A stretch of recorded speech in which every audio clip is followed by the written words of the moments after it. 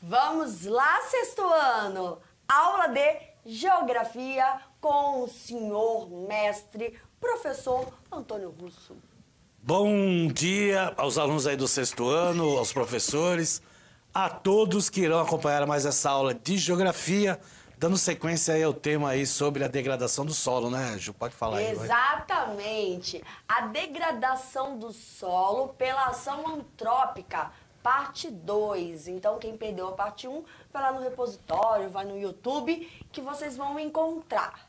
A habilidade da aula de hoje, EF06G28. Relacionar o processo de degradação do solo com o desmatamento, queimadas, desertificação, uso de agrotóxicos, escassez hídrica, entre outros, e discutir ações para a preservação e conservação do solo em diferentes lugares. Unidade temática, natureza, ambientes e qualidade de vida. Objeto de conhecimento, biodiversidade e ciclo hidrológico. Vamos que vamos? Vamos aí, né? Então vamos começando com um vídeo que vai falar sobre agrotóxicos no Brasil, caminhos da reportagem, tá? Daqui a pouco a gente volta.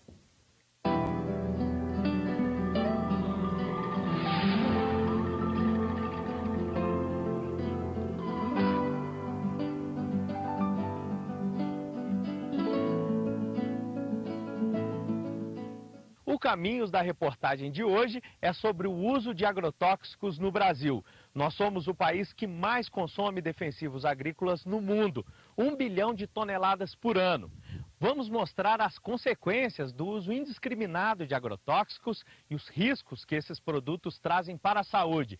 Eles aumentam a produção, mas têm provocado doenças e mortes. E o meio ambiente também sofre com os defensivos. Em algumas regiões produtoras, até a chuva é tóxica. No programa de hoje, você também vai ver as alternativas sustentáveis, como a produção de alimentos orgânicos e a fabricação nacional de um agrotóxico biológico.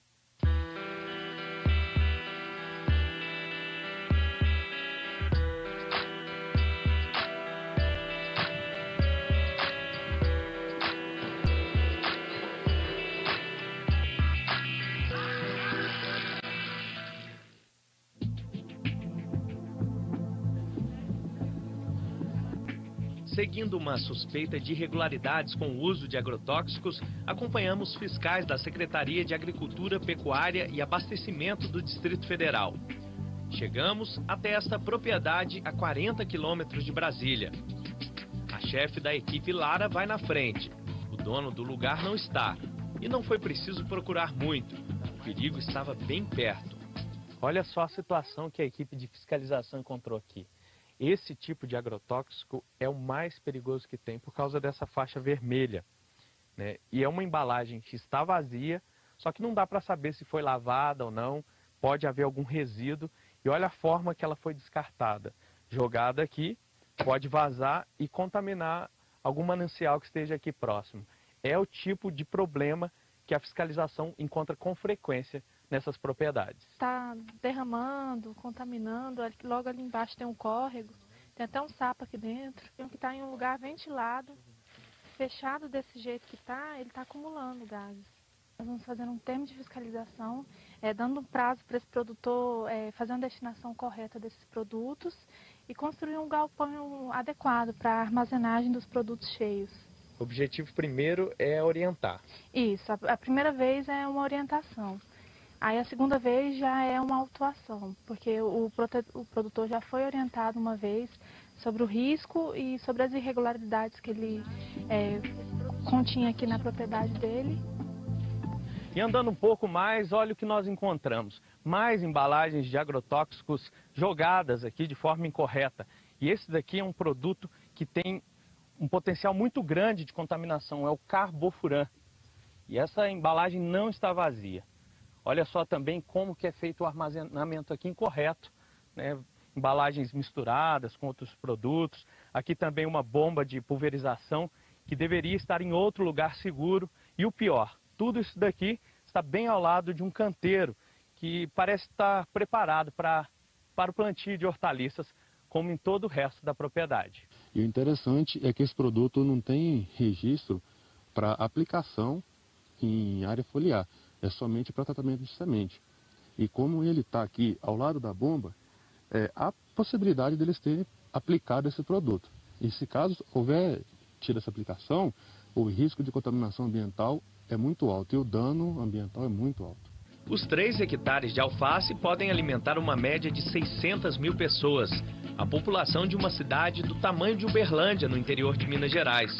Os fiscais encontraram o dono da lavoura colhendo o alface. Vem relembrar, trazer essa notificação aí para você, te dar um prazo e daqui 30 dias a gente volta para ver se você iniciou aí teu depósito, tá? Relembrando aí que esse depósito tem que ter uma plaquinha, cuidado, veneno, tá? Se você não der início, aí você já vai entrar naquela situação de não vai ser mais um termo, vai ser uma multa. Edivan foi notificado, vai ter 60 dias para se adequar, construir um espaço apropriado para guardar os produtos. Se não cumprir as determinações do prazo, pode ser multado em até R$19 mil.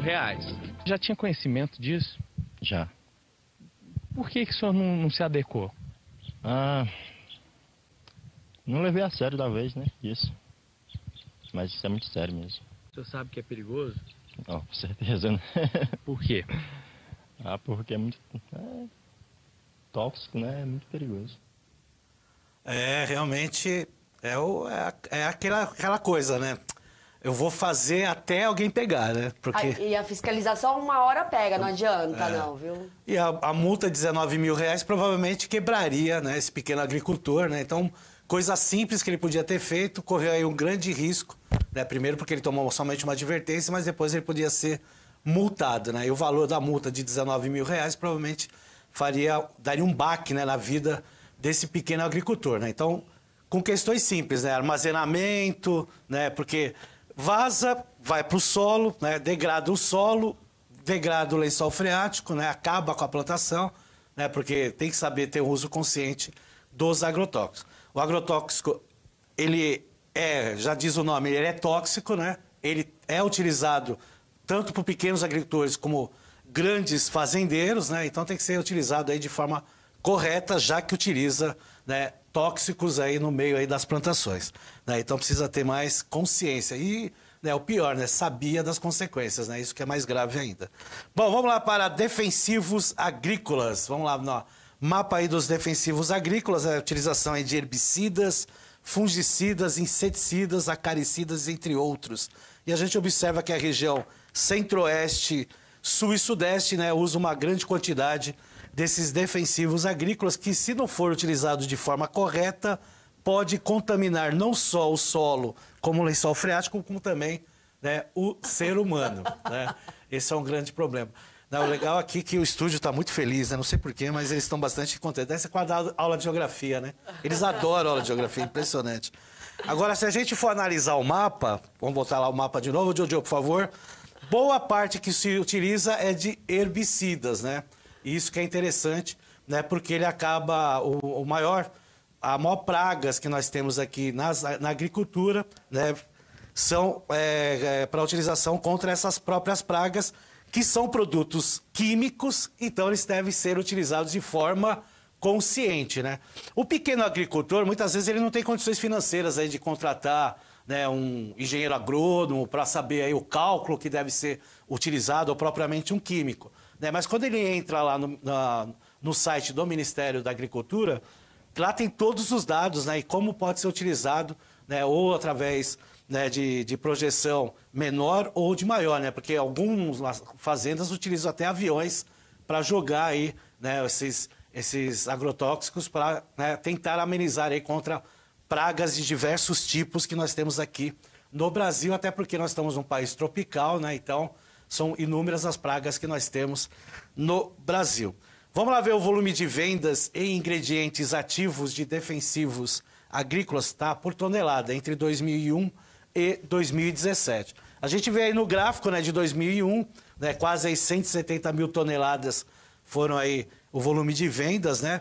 E a gente vai ver aí que praticamente triplicou o número de vendas aí em 16 anos, né, chegando aí a quase 540 mil toneladas, né, de vendas aí de ingredientes aí de defensivos agrícolas. É lógico que se a gente fizer uma comparação, né, com o número de vendas, né, pela quantidade de vendas, com a quantidade de produção que aumentou no Brasil, a gente vai ter essa noção, porque, na realidade, quanto maior, né, a produção, o que aumentou muito aqui no Brasil nos últimos anos, né, batendo recorde atrás de recorde, ele também tem essa questão aí da venda de defensivos agrícolas.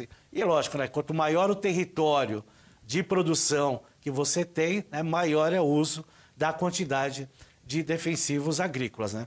Quando você usa um defensivo agrícola natural, ele logicamente não vai ter a preocupação, né, de afetar aí tanto o solo, que é a principal característica da degradação, como os lençóis freáticos e até, né, os seres humanos. Mas quando você utiliza aí sintéticos, aí químicos, aí a conversa é outra, então precisa ter, né, bastante noção de como utilizar esses defensivos agrícolas e pela quantidade que é usado para não afetar nem a saúde do ser humano, nem o solo e muito menos o lençol freático, que cada vez mais está sendo contaminado aí, principalmente pela agricultura, tá certo? Outra utilização que nós temos aí na agricultura são os fertilizantes. Então vamos lá para o mapa de fertilizantes, né? E aí nós temos aí o famoso trio NPK, né, que é conhecido aí na agricultura, né? Eles são compostos desses 3 nutrientes, né, nitrogênio, fósforo e potássio, que são os mais importantes aí. Eles são chamados aí de macronutrientes aí na agricultura, né? E geralmente eles são jogados nas folhas aí das plantações. E a gente vai observar que a região sul, sudeste e centro-oeste aí usam bastante quantidade aí de fertilizantes, né? Que ora pode ser orgânico, né, de origem animal principalmente aí, esterco de animal aí como adubagem, mas muitos deles aí é utilizado, né, no processo sintético, né? Então pode ser tanto sintético como orgânico, né? E é muito vendido aí no Brasil, né, essa relação de fertilizantes. Então a adubagem também inorgânica também é muito utilizado, né, hoje em dia no Brasil, né? Porque o processo ele é muito amplo, né? Então os pequenos e grandes agricultores aí, para ter uma proteção da sua base de alimento, né, que é até do seu sustento, eles acabam utilizando essas formas aí de proteger as suas plantações. Vamos ver lá o volume de vendas de fertilizantes. Da mesma forma que a gente viu dos defensivos agrícolas, a gente vai ver aí dos fertilizantes de 2000 a 2016. Né? E não foi diferente, né? A gente tem lá em 2000, né, um pouco mais de 6,5 milhões de toneladas de fertilizantes vendidos no Brasil, né, chegando aí depois de 16 anos para 15 milhões, né, e 69.319 toneladas de fertilizantes utilizadas no Brasil, ou seja, aumentou 150% o uso de fertilizantes no Brasil. E da mesma forma lá dos defensivos agrícolas, tem uma medida para você usar, né, e logicamente tem que ter locais aí para você guardar e depois o descarte, né? Tem que lembrar que também o descarte tem locais propícios aí, não é simplesmente jogar no lixo e misturar aí com o lixo orgânico e aí contamina da mesma maneira, né? O processo aí tem que ser um processo consciente. E aí, antes da atividade, vamos ver aí um mapa das áreas de risco no Brasil, principalmente nessa questão aí, né, da degradação do solo aí, principalmente com retiradas de vegetação, porque a gente vê que boa parte, né, das áreas de risco no Brasil estão em áreas litorâneas, onde tem lá os morros, né, e as regiões aí, né, de serras, né, principalmente aí na faixa litorânea, que vai do Nordeste ao sul do Brasil. Esse mapa aí é um mapa que foi feito de pesquisa aí pelo IBGE, né, em torno de 872 municípios, na qual mais de 8 milhões de habitantes estão morando, isso nos 872 municípios, tá? Mais de 8 milhões de habitantes moram em regiões de áreas de risco, né? Com mais de 2,5 milhões aí, de domicílios particulares permanentes nessas regiões. E é lógico que quando chega épocas de verão, né, há os desmoronamentos, deslizamentos de terra, isso virou, né, comum no Brasil, né? Principalmente a gente vê lá nas reportagens, né? E aí acaba acontecendo em épocas de verão, aí mês de dezembro, janeiro principalmente, né? Épocas de chuvas abundantes, e logicamente há o escorregamento aí do solo, porque se retira a vegetação original e aí a água acaba levando a terra, que está solta, né? Vamos dizer assim, e aí acaba ocorrendo aí os desmoronamentos. E, logicamente, por áreas, as faixas litorâneas terem serras, né, então acaba facilitando esse processo aí de áreas de risco no Brasil. Isso é dados de 2010, tá, pessoal? E lembrando, não foram todos os municípios abordados, somente 872 municípios, o que dá mais ou menos 15% do total dos municípios aqui no Brasil. Certo, Ju? Vamos para a atividade aí? Vamos lá, quero ver os estudantes respondendo. Professores, mandem aí o nome da cidade, o nome do seu estudante no chat pra gente ler tudinho, tá bom? Na sua cidade, ocorrem desastres por problemas no solo? Em caso afirmativo, manda aqui pra gente qual é o problema. Quanto tempo? 2 minutos aí. 2 minutos. 2 minutos e a gente já volta.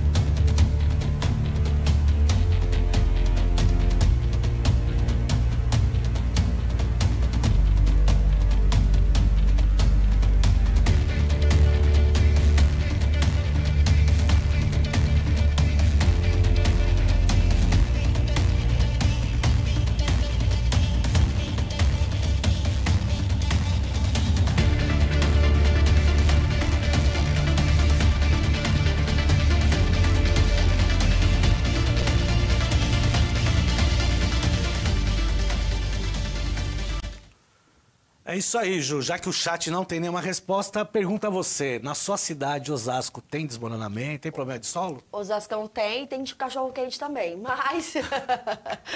Falou em cachorro-quente, o diretor adora. Já regalou os olhos ali, ó. O pessoal ele adora já... comer no estúdio, tomar café. Eu vou ter que trazer uma marmitinha de cachorro-quente pro Marcelo comer ali perto do teclado do computador. Mas... tem próximo da escola onde eu trabalhava. E era muito engraçado que quando tinham aquelas chuvas bem, né, abundantes, a gente sabia que teríamos poucos alunos, poucos estudantes, porque o barro descia e eles não conseguiam chegar até a escola. Então, é uma dificuldade que acontece com muitos estudantes. A dificuldade, eu não ir para a escola por algumas dificuldades de locomoção. E esse barro ali... Teve até, eu tenho uma pessoa que a gente conhece lá, que era um pai muito bacana, que o lugar que ele morava, né, veio abaixo. É verdade.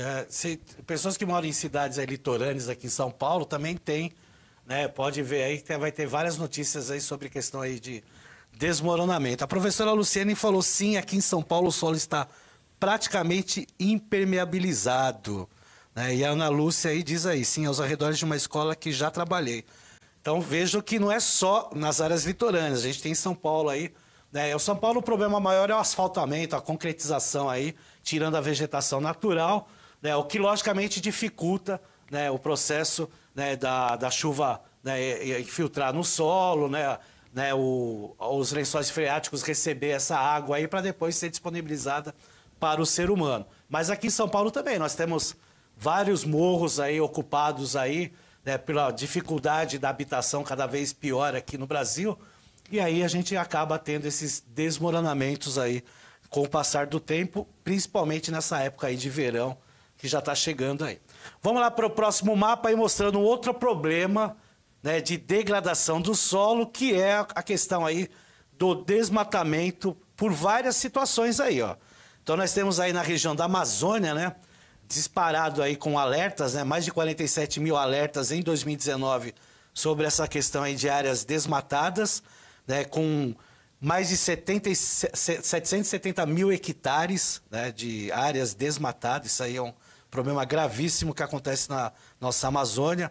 Aí nós temos aí, né, o Cerrado, né, com alertas depois lá Amazônia, né, mas veja que é bem abaixo aí, né? E logo em seguida aí vem Mata Atlântica, a Caatinga, né, Pantanal e o Pampa aí numa menor quantidade de alertas, né? E dando aí também ênfase no Cerrado, né, com áreas desmatadas aí com 408.646 hectares, né, principalmente por causa da agropecuária. Então, é um outro problema aí, né, que o solo é degradado por causa desses alertas aí de desmatamento, que pode acontecer através, né, de incêndios, né, alguns naturais e outros antropizados, né, o ser humano que faz aí até para avançar aí na agricultura e na pecuária, né, então, né, o mau uso do solo, né, tirando a vegetação natural, né, e fazendo processos, né, de emburacamento aí do solo, como a gente vai ver na próxima imagem aí, ó, que é a chamada vossoroca, esses grandes sulcos aí, esses buracos enormes que aparecem, né?